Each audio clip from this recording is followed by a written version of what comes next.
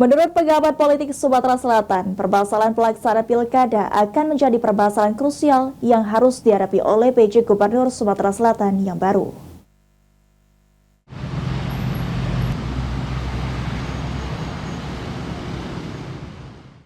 Karangan bunga ucapan pelantikan PJ Gubernur Sumatera Selatan Ellen Setiadi mulai menghiasi Jalan Demang Lebar Daun, tepatnya di depan Geria Agung Palembang.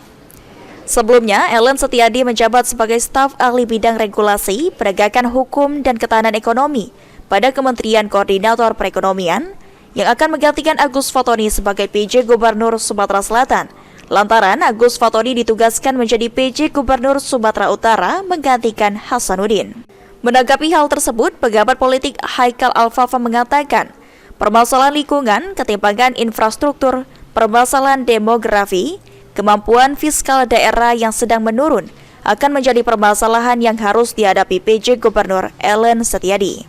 Selain itu, Ellen Setiadi memiliki PR untuk melaksanakan pilkada serentak di Sumatera Selatan, sehingga Ellen diminta untuk tidak melakukan rotasi jabatan yang akan menjadi sorotan publik lantaran bersamaan dengan agenda pilkada yang akan datang.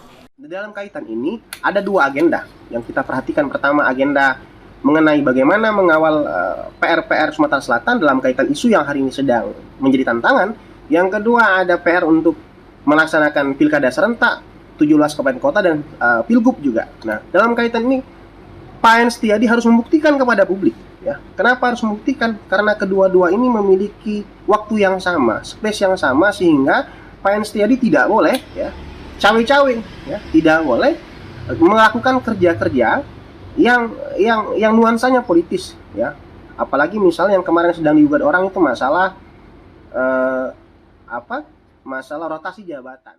Eki Saputra, PAL TV.